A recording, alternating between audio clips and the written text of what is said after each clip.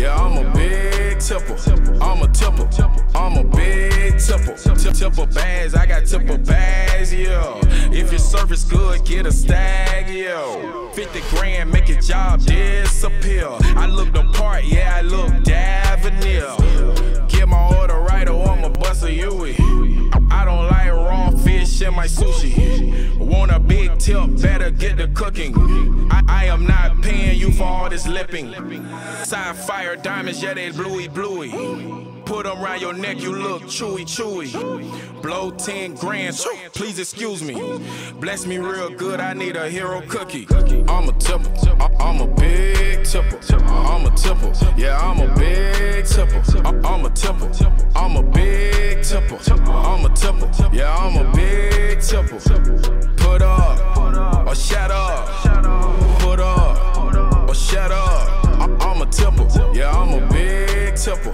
I'm a tipper, I'm a big tipper. They say the rap game dead, I object, that's a low blow. Taking copycatting off each other, that's a no-no. Keep this original, or just not even no show. I'm a big tipper, when I spend it, I'ma flip ya. So girl, drop it really low, show them how we for the flow. Candy, yam, and stick and ball, feed me and give me more. Haters gon' hate when they see us running state to state. The way that we be tipping, man, up this on some other shit. Down on this dude, what you mean, that's another chick. Coming in, going out on some other shit. Try to rip us off, best believe it, that's a no-go. Never trust nobody, even family, that's a no-no. I'm a tipper, I'm a big tipper. I'm a tipper, yeah, I'm a big tipper. I'm a tipper, I'm a big tipper. I'm a tipper, yeah, I'm a big tipper. Put up, or shut up. Put up, or shut up. I'm a tipper, yeah, I'm a big tipper. I'm a tipper, I'm a big tipper. On my neck on, cheat codes to the game, though. Hi, everybody. Welcome to the powerofvoices.com. This is Anna Marie on the Comedy Hour Live. That was the song Big Tipper by Yahweh Poetic, YMMG. Check it out on iTunes, on YouTube. It's good tunes. And my guest tonight is Stacey Hall. Hey there. What's going on, Anna Maria? Hey, Right look, before, I'm here with millionaires in the room, so I'm just that's right. chilling. We rocking it out, man. You know what I'm saying? I ain't got no money, but y'all do, so you know what I'm saying? We it all makes be me feel smiling great. and styling. That's right. Come on now, that What's big going watch on? you get on that. Oh man, this was bought when I had money. Oh, I see. And that's why I said whenever you have money, enjoy it. get everything you need to get. So when you broke, you can at least look at it and You look still like be you got looking fly, money. isn't that? Oh yeah, Isn't that like 90% of LA? that's it. Fake it till you make it. Yeah, when people ask me, "Hey, how's it going?" I say it's gone. I have to rent it. So that Man, being I'm said, telling you, it's crazy. But is you know, crazy. thanks for having me. I'm glad I'm to be here. so psyched because we met, as everyone who sees on my Instagram and stuff, and I have on my outfit that I wore when I met you, and you're showing up in red. Still showing up in red. I call it. You know, it was Raging clean Red. that night, though. Yeah, it was clean. That was my first 5 minutes that I did on stage at the Ice House, and Man, I walked in the door. You killed.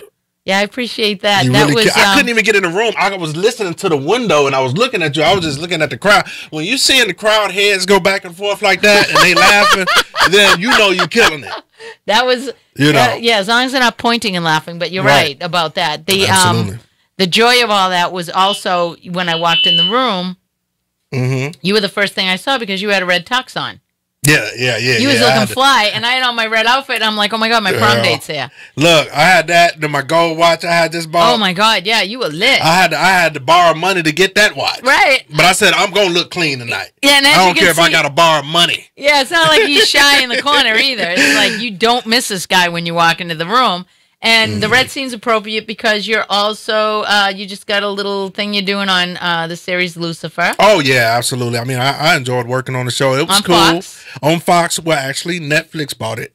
So, you know, really? Netflix is in everything. They basically into the DC world because it's a DC comic show. Okay. And I really enjoyed it. I mean, it was just so fun, everything. I mean, it was a funny scene.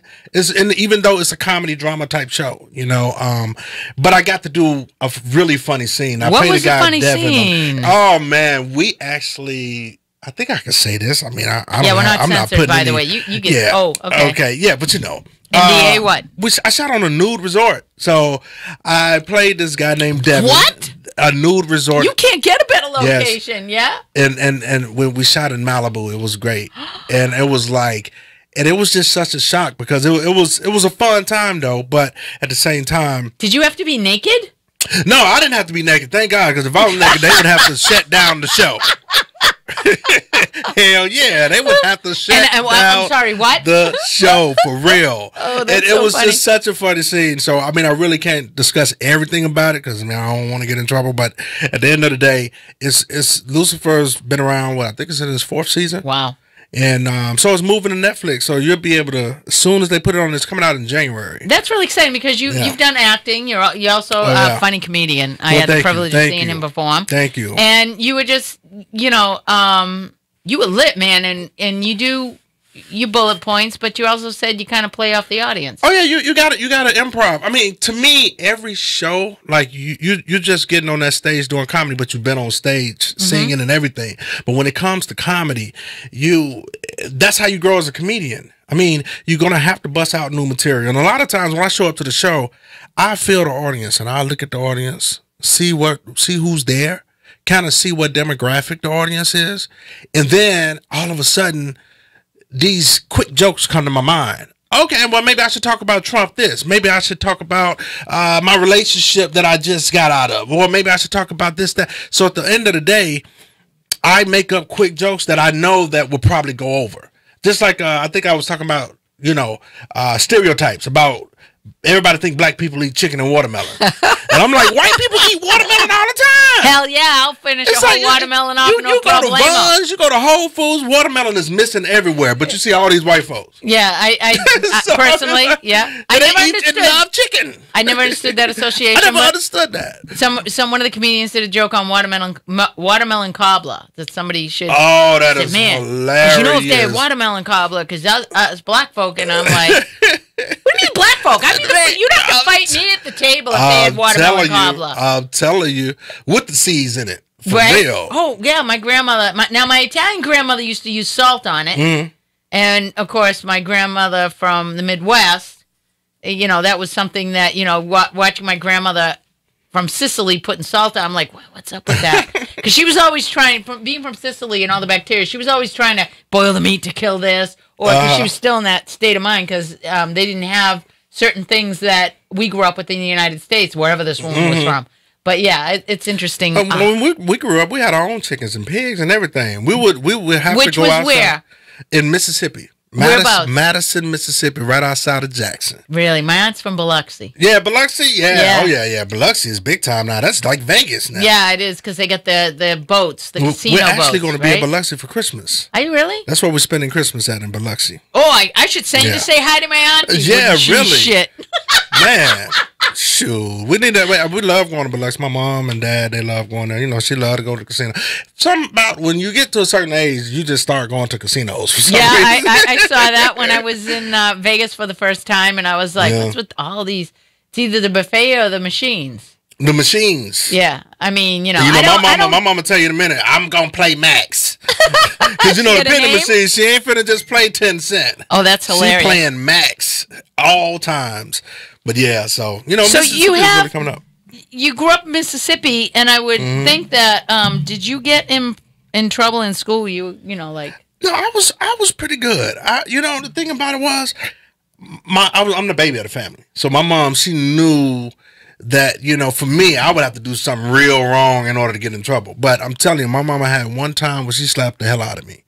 And from that, me and my brother. Did you have slapped the shit out of you Sundays? Slapped the shit out of me Monday, Tuesday, Wednesday, Thursday, Friday, Saturday, Sunday. And Mama don't mess I was around. cussing out my brother. You know what I mean? I don't know. Can you say? Yeah. So anyway, I was cussing out my brother. He kept. Your brother mess with you, keep on beating on you. I had and one shit. of them. And so I said, man, fuck you. And my mama was over there washing dishes. No, you and she was washing dishes with her hands, and she looked, and she did like this, and I could see the water dropping from each one of her fingers. You could slow the camera down and hear the breathing. Did was she was like, "Come here, come here." When they open their mouth before they say something. Yes. Come here. Yes. And next thing you know, I walk over there slow. She snatched me. Because, you know, back in the days, you know, black parents would snatch you the rest of the way. Right. It's like you walk over there slow, like, get over here. Yeah, you want moving fast. She looked at me, and when she put her hand back, there was water still dripping from her hands. I figured, damn, her hands should have dried up by that time. The soap slap of the wet hand. That stings, man. The living shit out of me. Yeah. The way she, like when they said we slap you in the next week, she slapped me into next year. When I got up, it was like, what, 1985. She hit me in 1982. I was like, damn. You know, and so from then on, I was straight. And you know, because, you know, I joked about that on stage that, you know, there was, all my mother had to do was look. She had it down to a science where you'd be doing whatever you were doing. Right. And she would look up and directly at you, and you would just, you would go you cold already inside. knew You about already that knew. look.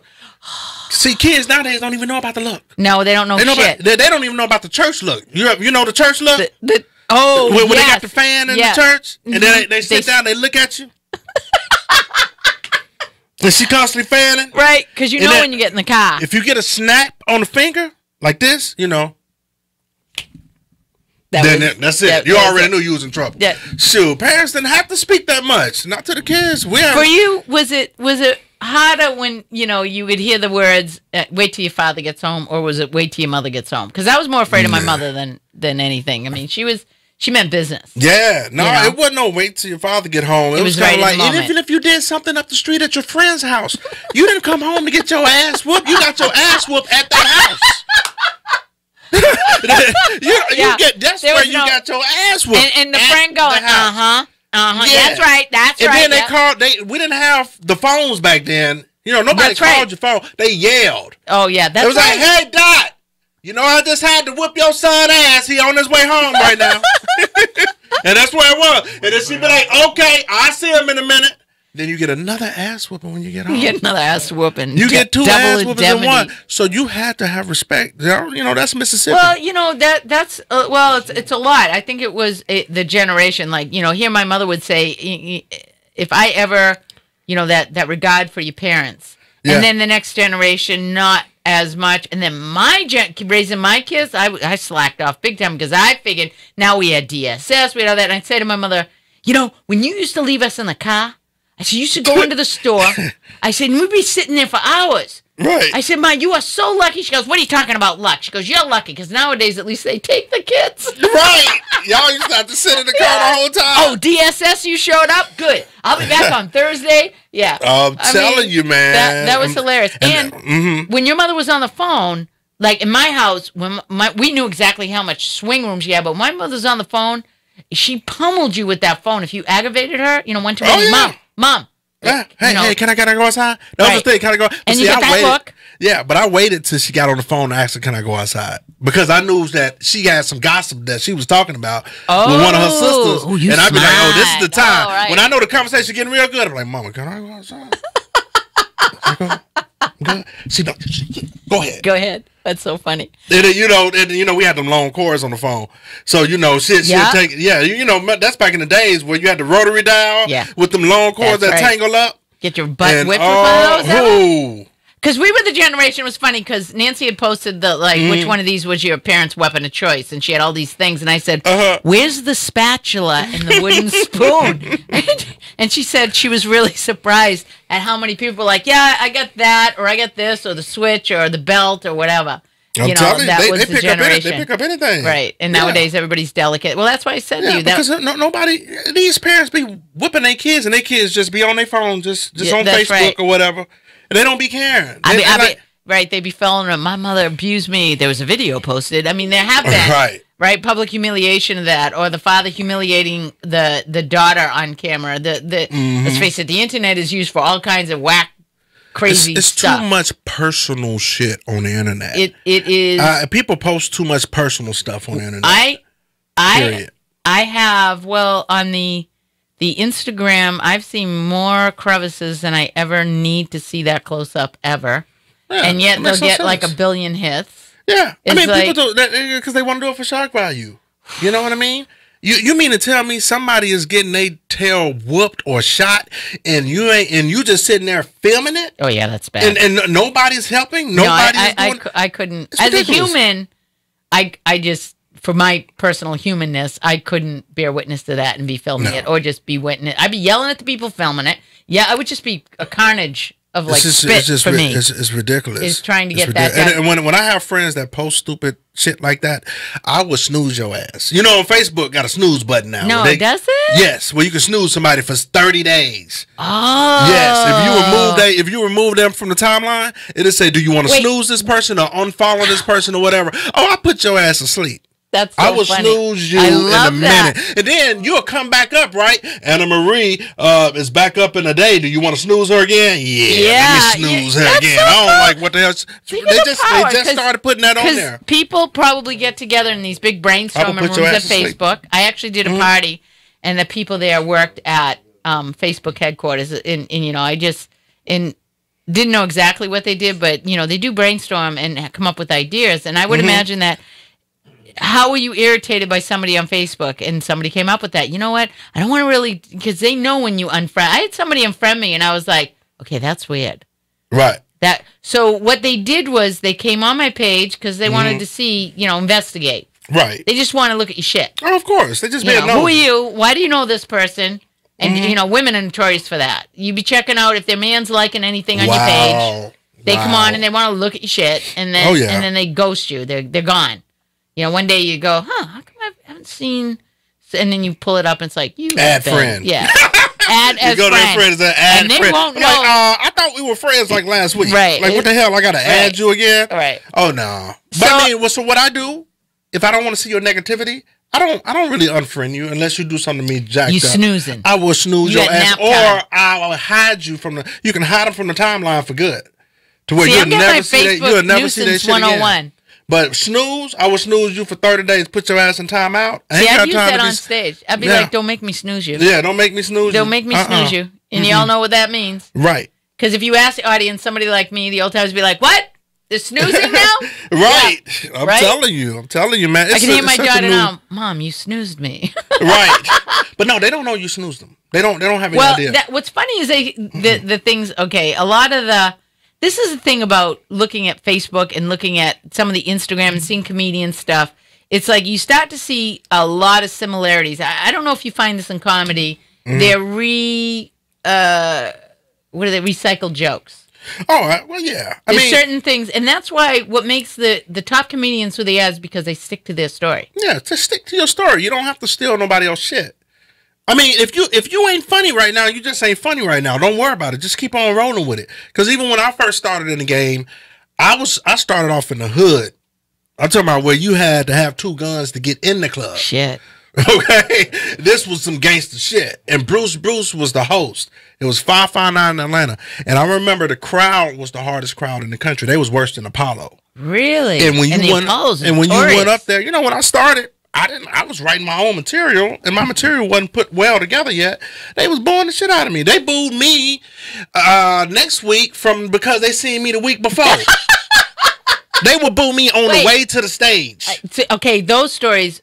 How do you, as you knew that was part of the game? I knew that was part of the you game knew because part I've of the seen game. it happens. You ain't the only one. You know what I mean? You see comedians getting booed, and then Bruce would come up to you and say, "Wise, you next." Because I used to go by Wise, you know, like WYZE, and Bruce would be like, "Wise, go get a DJ your music. You next." And then Bruce will bring you on stage the most horrible way possible. It wasn't like, oh, Anna Marie is really funny. Y'all give it up for Anna Marie. No. He was like, this next comedian coming to the stage, you have seen her absolutely nowhere. Oh wow! Give it up. Oh wow! That was your introduction because he wanted you to work. He Okay. wanted you to fight. He wanted you to get up there and get booed if you ain't ready yet. And then what you do? You know what he did though? One thing I give him respect, when he come back at the end of the show, he give everybody $25. Oh wow! And that's very rare. And I used to stop by there to get booed just to get gas to go home. Oh, I get. You know, after hitting all the clubs that night. Yeah, so that's it a was rarity. a different kind of, but going back to stealing the jokes, you don't have, as comedians, now we, like minds do think alike. You know what I mean? Sometimes you'll see a comedian, the way he put together a joke, you're like, damn, I was just thinking about doing that joke. Oh, wow. I was going to do it that way. Because we're all artists. We're all in the business to make people laugh. Somehow you're going to talk about something that another comic does. You know what I'm saying? It's or you might do it first. They might do it first. Like if I have never seen you and we're both doing this joke about bagging grocery and my bagging grocery is similar, but I've never seen you. We just had a similar experience.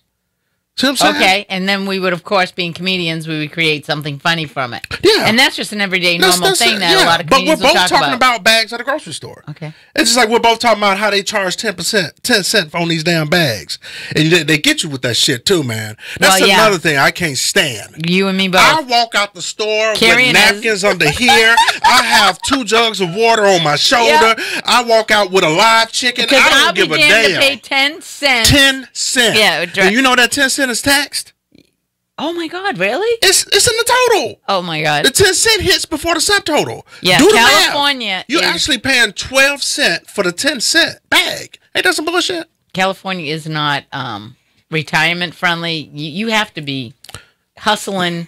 Like when I work some of the catering jobs and the women that I work with, and these are single women supporting their families, right. and they're like, well, when I finish this, I got to get to my other job. I'm like, how many jobs do you have? Well, I got 3. Well, how do you see kids? Well, my mother helps out, and but then she's got to go to her job, and I'm like, that ain't no way to live. No, that ain't no way to live. It's like that ain't living. If I gotta do that, you just run around in circles. Yeah, it really has. They have more fees. Like you said, when the woman first said to me, "Would you like bags?" I'm like, "Well, what do you mean? What I like?" You expect? My You first expect me to response walk out is that, with all this shit? Yeah, I want bags. Yeah. And she said, "Well, we charge 10 cents a bag," and I said, 10 cents you're kidding, a bag. Right? And then you end up keeping the bags, but you forget to bring them back in the store. You know what I mean? They know that. You got a trunk full of them. I mean, now we got all this baggage storage. Yeah, we got all this baggage storage at the house. I open up the cabinet, bags falling out every damn where. Bags and liquor bottles. That's where I put all my liquor bottles in the other bag. I'm like, I just put liquor bottles in there, and everything. When I finish the bottle, I just put it in the bag until I'm ready to take it out. That's hilarious. The next thing I know, a whole bag of liquor bottle fell out the other day. Right? I said, "Well, I'm an alcoholic."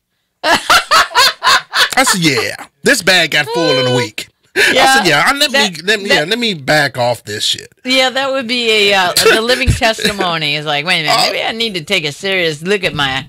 Well, not just that. It's expensive drinking. It's expensive. It's so expensive. But in California, the thing is, shit, when Vons put that liquor on sale, I be trying to buy them up. Shit, Bacardi been on sale for $7.77 for a whole fifth. Do you know I bought like 4 bottles last week? Because your mind, this is what I love about the marketing genius. Your mind will not accept $7.77, but your mind won't register $8. You think you're hitting the lottery with $7.77 too? You get what I'm saying? Exactly. It's all marketing. You do know that. Oh yeah, absolutely. Now it goes down from $18 to $7.77. You think I ain't getting drunk tonight? That's your gimme to come in. And the in store. California, you can get it at the grocery store. In the South, you can't do that shit. You got to go to a liquor store. Right. Here you could buy liquor at a drugstore. You could go get you a bottle of liquor and get your prescription at the same damn time. Yeah, because the bait is to get you in the door because there's other things that you're going to need. And one of the marketing things is that they actually marketed popcorn smell. Mm-hmm. And they were like, it is proven that people, my store, a furniture store, and they would pop popcorn on the weekends, has been proven that people will shop. It creates a euphoric feeling. Mm-hmm. That when people feel good about giving away giving up thousands of dollars, I'm like, they actually put people and base a trial, like someone did a study on this. Yeah. So when you come in, you smell, that's why you go to car dealerships. What you see, popcorn and coffee. Yes, you did. Oh, okay. Popcorn and coffee. Popcorn and coffee. I work in the leasing industry in between the time I be shooting and stuff, and that's what we have. We have coffee. Now, you know why? Weren't you curious as to why they have popcorn? And popcorn. Two incredibly smells. Yes. Yeah. So when you come in, oh, that popcorn smells good. Right. It puts you in a good mood. That's right. You understand what I'm saying? Oh, can I have some popcorn? Sure. Thousands of dollars spent on marketing for that. And then next thing you know, I'm leasing you an apartment for $2,500 a month. From that fucking bag of popcorn. That's right, folks. So if you also need to have your funny bone tickled while you're giving it away and you need a lease, you lease apartments. Yeah, I mean, you know what? I worked and I'm not ashamed because I mean a lot of comedians, actors, they get ashamed to be like, yo, I gotta hold down another job because you know for 10 years I worked as a actor, like that's it. Like I didn't do any other job. Right. But shit, when shit slow down and you run into shit in life, and then you know you gotta regroup. Isn't that the truth about the industry? It never ceases. You're chasing it forever if you choose. Oh, you're chasing it forever. This don't matter how much you've done. I've been on over 30-some TV shows, and I still got to take you and show you a damn apartment. So you must really get a kick out of when you see these youngins posting, "Oh, I just got it done." You're like, enjoy that. No. My thing is really be Enjoy grateful that. for it, though. Yeah. I mean, because you know, as an actor, you got to be grateful that you even get an audition. Yeah, I heard that. You understand what I'm saying? Because And it's stage just like time. a lot of people don't know because you ain't really behind the casting director's desk.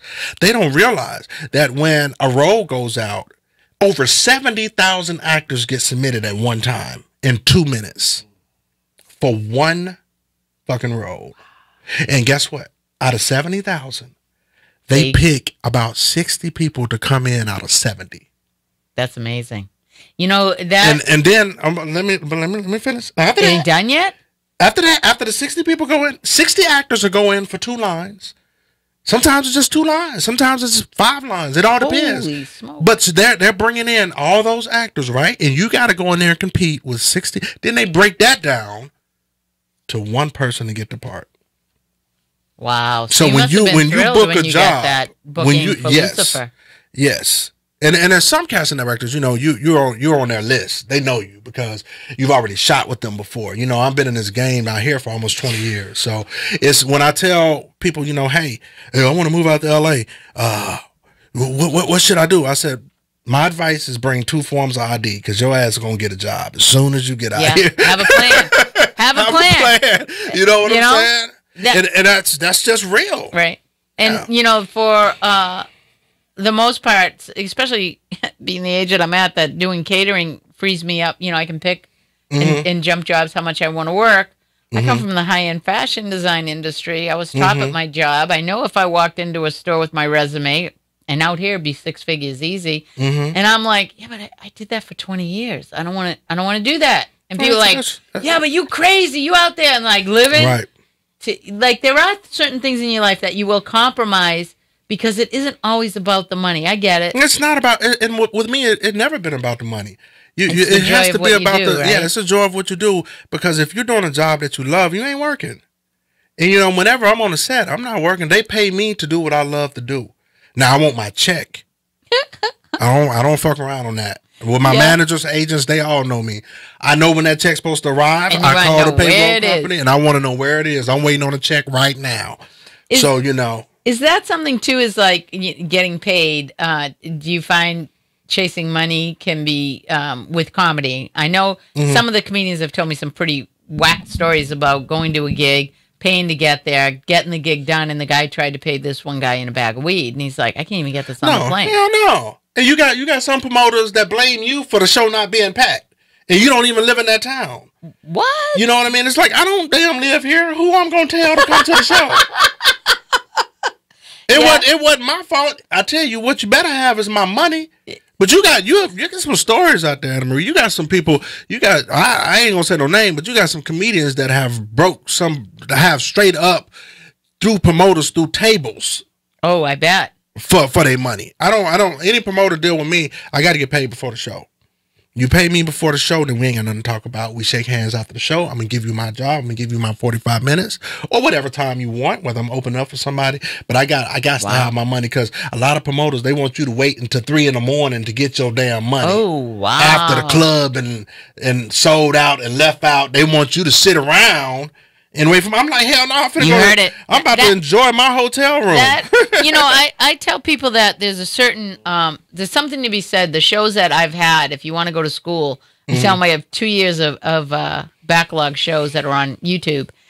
And the honest to God truth, it's like going to school because the wisdom that you guys bring to the table, especially seasoned performers, as to what these kids come out here. First of all, the amount of competition right now in LA for a comedian, I don't care, black, woman, It's white, insane. whatever, it is insane. It's never been that saturated. No, and not only that, what is amazing to me is it is the hardest. Yeah. I mean, you act, Absolutely. Comedy is a whole nother animal. But you got to understand, a lot of people don't look at it this way. There are more comedians nowadays because of social media.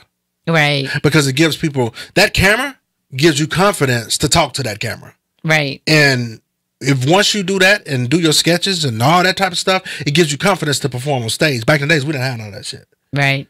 So you know, social media give them practice time to get on camera, act a fool. Everybody wants to be a star. So you know, a lot of the way I see it, a lot of comics come in the game. They're not really loving the game of comedy. They're loving what it will bring to them. Right. That kind of makes sense. Yep. Well, it's. I had a lot when the first Instagram stuff was coming out. Some of the seasoned performers that have been, double-digit numbers were saying these guys thinks it's easy to be up on stage doing 5 minutes. They're doing and then that they could translate, and then they found out no, it's not really that easy to translate. You have to work the craft. Either way, I mean, there's a certain respect for the Instagram people to put up that content and be producing it every single day. Shout out to Big Ja and I would have to say Tyree Spivey, Fake Tyree. Also, Clayton Thomas. Oh yeah, absolutely. Clayton Thomas is a beast. Now that's one I've booked him because I book shows and promote shows, and I've had him out in Palmdale and Frescoes, and he killed. Like he come from that stand up world. And what I'm saying is, what happens is, I don't like anybody. If you want to follow your dream, go ahead and do it, but do it for the right reasons if you can. Because what happens is, you get mixed up. One of the famous Instagram comedians will probably go on the show, but they mixed up with like heavy stand-up comedians. And then they got to go headline because they the hottest one on the show because they got 9 million followers. Yeah. But then they have to do 45 minutes to an hour behind somebody like a Bruce or a Benji Brown or any one of them cats. And then next thing you know, you got to follow that from your 54-second Instagram videos.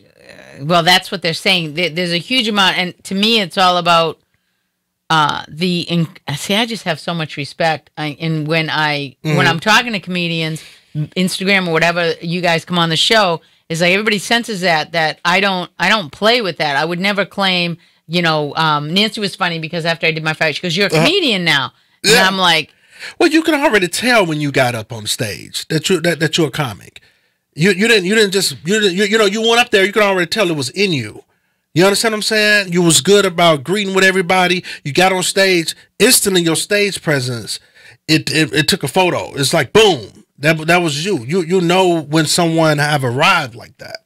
You know what I'm saying? Watching so many of you, and I do notice that one of the things that taking command of a stage. Yeah. I was so thankful that stool was there because it was awesome because there's punch and what is it? There's setup and punch. Yeah. And then there's storytelling. Yeah, absolutely. And in the difference of what those are, I've seen the masters at it, being able to execute those. I watched a comedian, oh my God, he did setup punch, setup punch, setup punch. It was just the most amazing thing to watch. And then you watch the greatest. Kevin Hart's a great storyteller. Yeah, oh, absolutely. Kevin Hart is a great. A lot of comedians. The way Kevin, they don't realize Kevin been putting work in the game for a long time. And Kevin do a lot. Kevin Hart does a lot for other comedians behind the scenes. Now that nobody even talk about. But that is a rarity, and that's the other thing. Like rare because everybody's afraid you're going to make a perform. Yeah. I'd help you out, but afraid that you're going to be funnier than them. Yeah. And they the one brought you out. But Kevin doesn't think that way because he's confident in himself. Yeah. And very few comedians,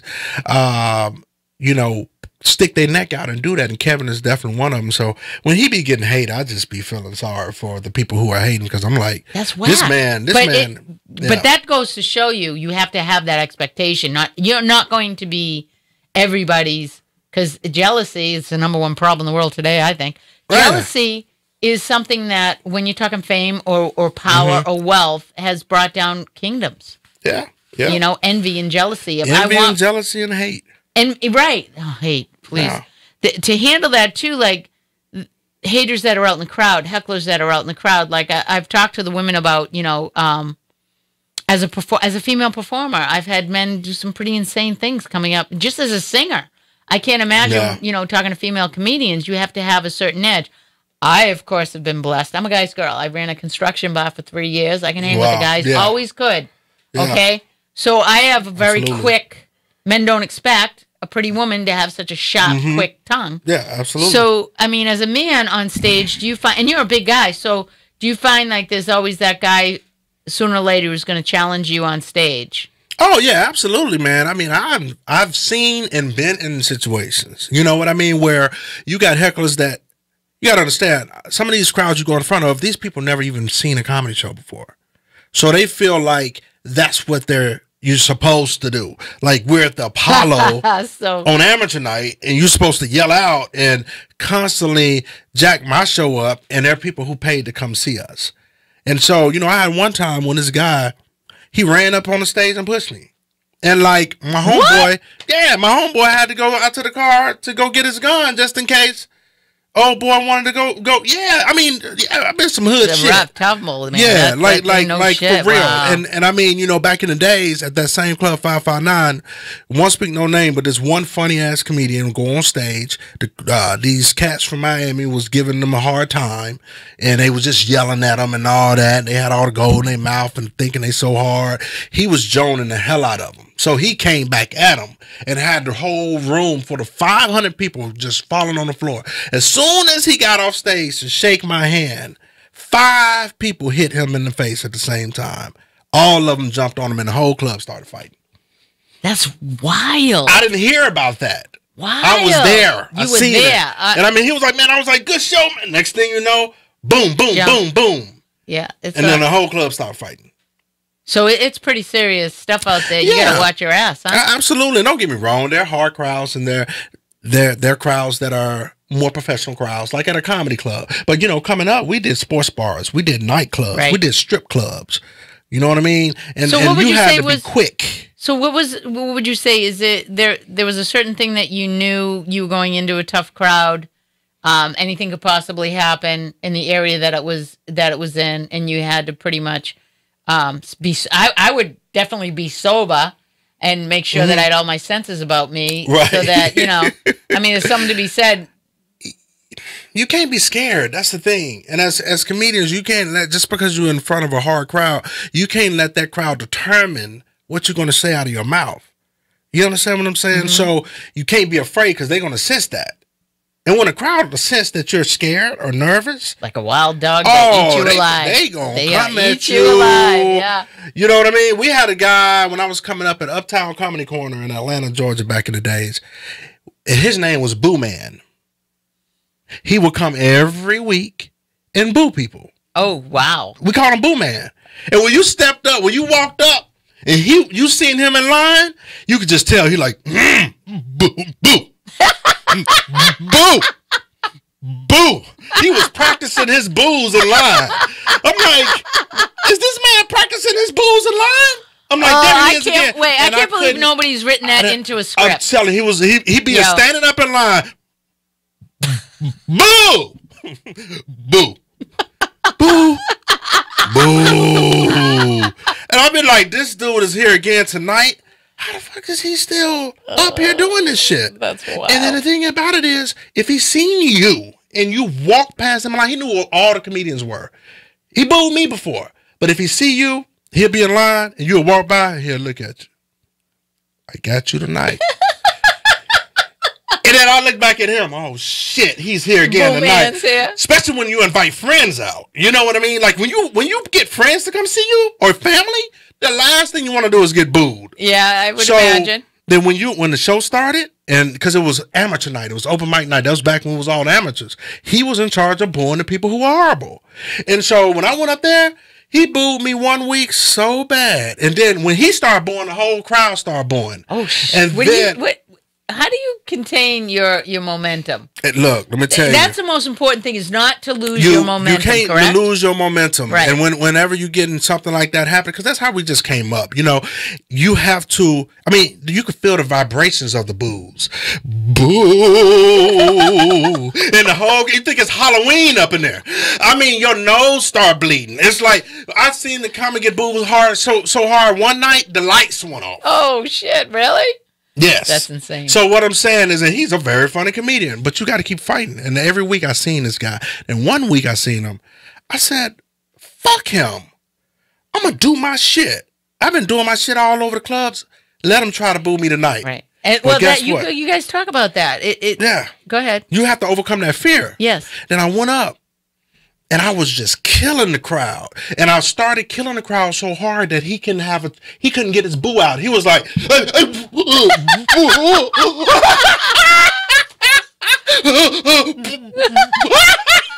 he couldn't stop laughing. Then I went to him after the show. He said, good show, man. Wow. Good show. You got the boo, You man. good show. That's Hell yeah. Because I'm like, I'm not going to let this man end my career.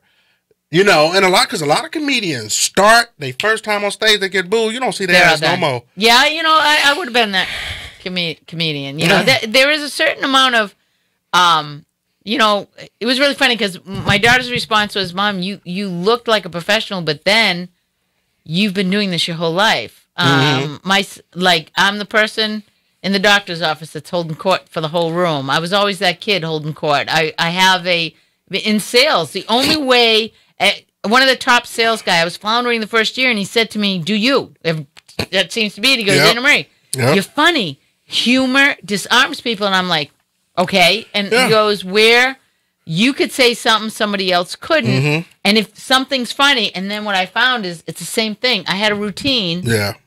And I would just repeat the same jokes, the same, you know, and people found it. I never understood why they found me so funny, but people found me hilarious. Yeah, well, because there's people say, well, you go take a comedy class, go to a comedy school. Yeah, that'd be great for the mechanics of it if you want to do that, just to sharpen up your mechanics.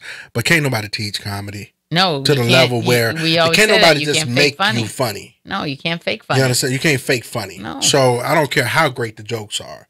Your personality actually sells the jokes. Yeah. And that's when you're on funny. stage. That's what sells the jokes. So if you don't have that personality, right, that joke ain't gonna get sold. Well, it's if you can't. And this is what one of the comedians. I think one of the greatest compliments that I got about that night was one of the comedians said, "For your first time on stage, you delivered your personality." Yep. He said that. That's what you're selling is personality. And I'm like, oh, okay. Yes. And it's that comfortableness of like, you know, I don't know how many comedians have been through that moment where you just get to that, you turn a corner and you just have an acceptance of, it doesn't really matter what happens with this audience. I'm going to go up there and whatever happens at the end of the night, you know I gave my best show. Oh, absolutely. And that's what you want to give them, because you got to understand. And when I tell comics too, look, man, look, lady, you know, these jokes that you're going up here telling in front of these people, guess what? This person got 4 kids, got a babysitter. This person got problems, just got off work. They don't know if they're going to lose their job or have their job next week. This person got this going on. This person just got a divorce. Heart is hurting like crazy and trying not to cry. So if they came to the comedy club tonight to kind of get over what they're going, everybody got a different story in the audience. Right. That's so true. your job is to appreciate them even being there, because life is so hard. How can for you to just say, I'm gonna put aside my night and go to the ice house? So first of all, respect the audience, and respect the audience by giving them your damn best performance. And if your best performance ain't good enough for them, fine, fuck it. You can just come back next week. Yeah, now let me ask you that the idea of watching different strategies, like, you know, a comedian that, you know, the idea of trying to do a comedy, the game's on, the Lakers game is on at the bar, and the comedians are getting up and they're getting frustrated and they actually yelling at the people was one approach. And I'm like going, I would join in the game. I would have fun. I would make with something the people. funny about the game. Right. First of all, I don't even know them, why the TVs. That's one thing when I do promote my own and produce my own shows. There's no TV I tell competition. them, look, you better y'all cut that TV off. Right. I said, because you know it's about the stage tonight. You got comedy night. You know, this is not game night. So you know it's up to the promoter of the show to make sure. Look, man, this is a comedy night. Or book it after the show. Shut down them pool tables. You know what I mean? You know how many shows I did where people are fucking playing pool? Yeah, I would think that what. While you on stage. Yeah, why even bother to have comedians come in? That's the point I'm making. They just do it just because they figure the crowd that's sitting in front of you can hear you, so they're gonna enjoy the show. They don't want to piss off their clientele who comes and shoot pool every Wednesday night. You get it?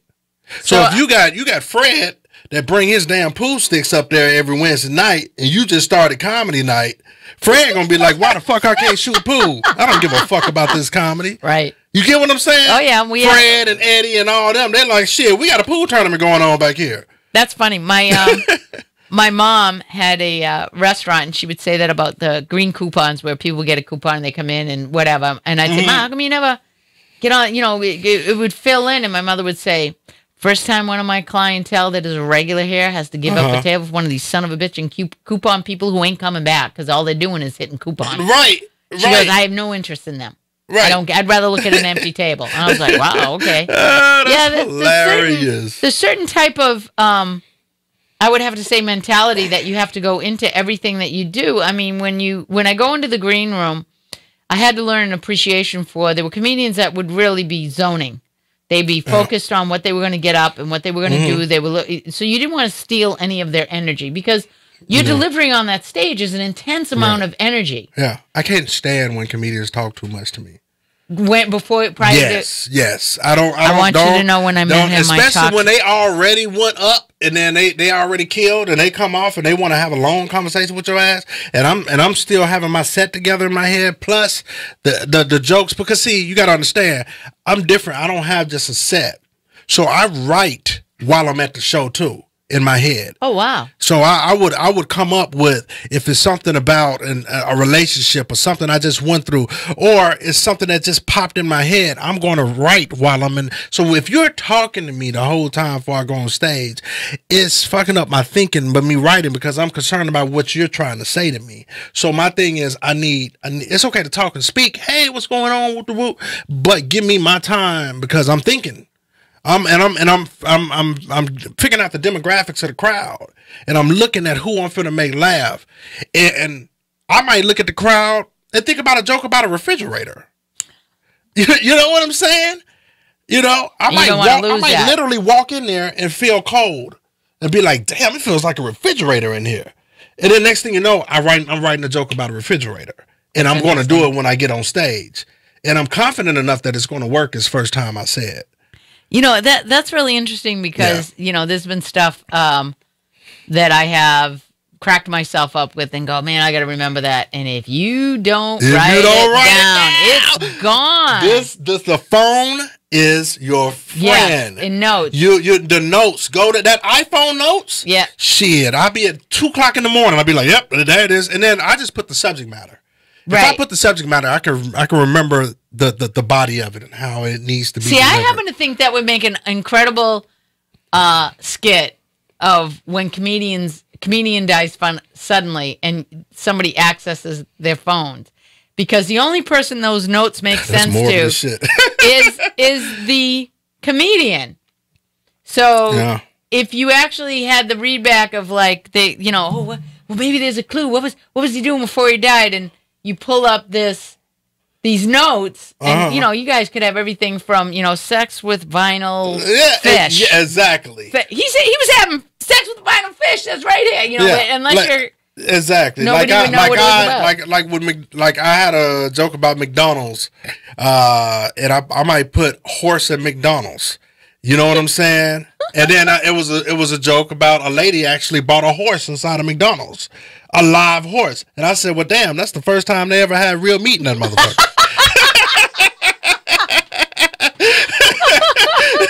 You know what I'm saying? Like McDonald's got some horrible ass burgers.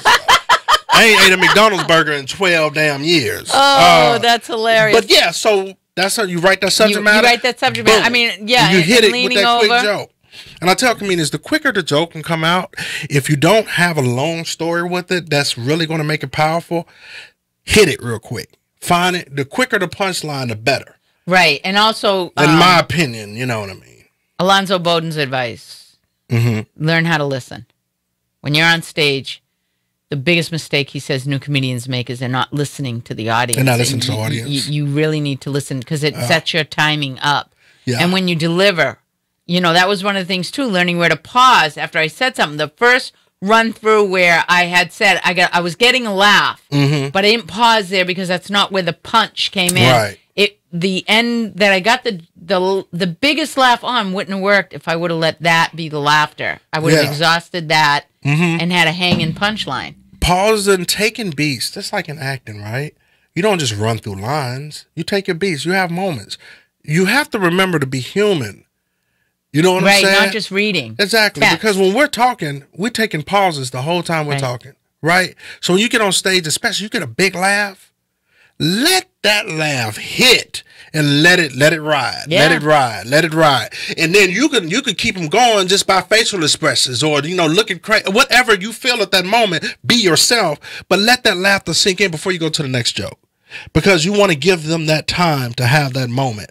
Because you know that laughter can go on and on and on, depending on how physical you're doing it. You know what I mean? Well, I love that too. Like comedians that know how to work their facial expressions. Yes, that's Rodney important. Dangerfield was brilliant at that. Yeah. To be able to deliver the punch because they have those big googly eyes. Yes. B.T. Kingsley is another one with big googly eyes. He's brilliant at doing that. You know, even joking. There is that the side look where like legend. Yeah, huh? Yeah. It really is there someone that, you know, I always like to ask comedians as we wind down the show, who was their biggest influence? I would say, oh my God, so many, but I would say George Carlin. Right? Saw his last performance. He's so observational and he's just amazing. Brilliant mind. And that's who inspired me to be a comedian, was George Carlin. I love that. Yeah, before I even started comedy, I watched all his HBO specials. And then Robin Williams.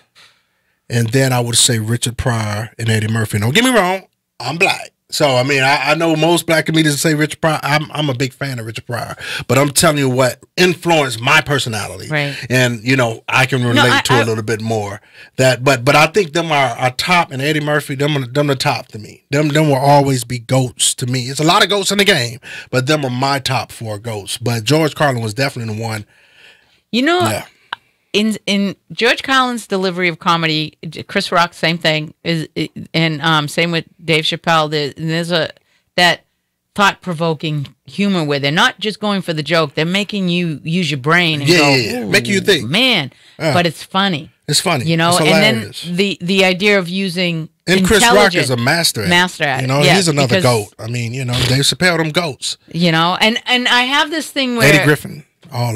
I mean, you could just go Bernie Mac. You go on and on. Bernie Mac. Bernie Mac. Oh, man. Definitely, I cried for 30 minutes. When he passed away, I cried on my couch for 30 minutes straight. Like he was my brother or, you know, close freaking friend. Like it was crazy because he inspired me so much. So it's a lot of comedians who paved the way for us that we stand on the shoulders of. And I mean, you got to respect that game. And another thing, too. I also, you know, as you being a new comic, and you're going to learn in this game too. You're going to be in this game so long where you don't have to be at the comedy club every night. Right. You don't have to be up there kissing ass to beg to go on stage every night. Right. Let it come to you. Yeah. You know what I'm saying? That there's also this thing where I make sure, like, when I address people, it's like, the amount, as I said, the respect I have for anyone in the industry that's doing what they're doing. Michelle Murdoch, I always talk. Shout out to her. Amazing. Yeah. She's an amazing Shout out woman. to Michelle. Shout out to Michelle. I mean, she was definitely opened up doors from years ago. And she's told me. I mean, we've had some pretty good conversations in saying that. You know, I grabbed one of the women Belly Room Comedy Store. Belly Room Thursday night. Crack 'em up Thursdays. Crack 'em up Thursdays. But legendary. It is, and she's such an approachable person. Yeah. So this is a woman. She has no airs about her. Like she will give you a conversation. That to never lose that. I would have to say to never lose that ability. There are some comedians who get so above themselves. Oh yeah. You've seen it. Yeah. They get a little taste of it, and suddenly they're just suddenly they're the shit. And you have a show until they get humbled. How many people listen? It's whatever. Yeah. Get the fuck out of here with this shit. I have this certain amount of like. I never forget about the humanity behind what you're doing. Yeah. You were given a gift by God. You stand on that stage, and it's to deliver it to. It's not yours. It's to give away to help everybody that you talked about. the gift of laughter. Yeah. Oh, what I wouldn't, it's you're like, needed. Right. So Yes. it's like, remember that. Yes. Because at any time, it's very true. The people you meet on the way up are the same people you're going to meet on the way down. And I just, absolutely, like I just sit there and I'm like, I do support. I buy T-shirts. I go to shows. I repost their stuff. Yeah. And because I mean, I love comedy. Like it was this comedian, Tyler Craig. You ever get a chance to look him up? He's amazing. His sketches, the moral of the story is, me and him worked together, came up in Atlanta together, and he started before me, but I've been in the game a long time. And I know that Comedy Hype, which I love Comedy Hype, they posted a video of him of his old Comic View clipping, right?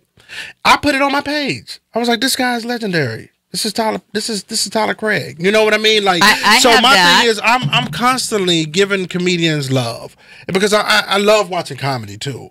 My whole thing though is I'm not an ass kisser. I'm not finna be up at every comedy club every night begging you to get on stage.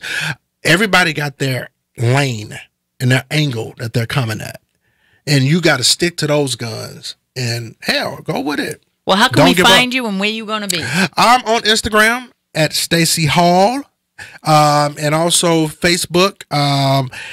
And you can check me out, man. I pop up here and there. You know what I'm saying? Hopefully, I get some more national commercials. And you'll be popping up on the series Lucifer. Oh yes, I'll be popping up on the series Lucifer 2019, and then a host of other projects that I'm sure I'm gonna have a good time working on. So I'm looking forward to it. I'm so glad you came. National commercials and everything. Thank you for having me. And you know what? Man. This lady is hilarious.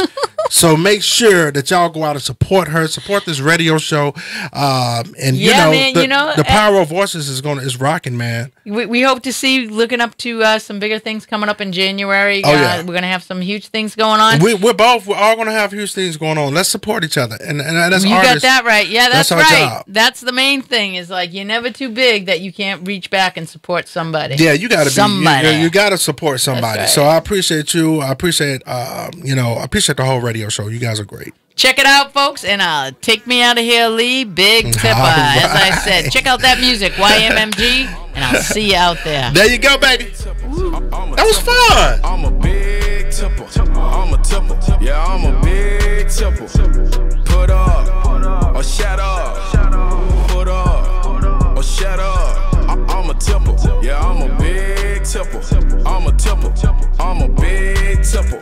Tipper bags, I got tipper bags, yeah. If your service good, get a stag, yeah. 50 grand, make your job disappear. I look the part, yeah, I look Davenir. Get my order right or I'ma bust a Yui. I don't like raw fish in my sushi. Want a big tip, better get the cooking. I am not paying you for all this lipping. Sapphire diamonds, yeah, they bluey.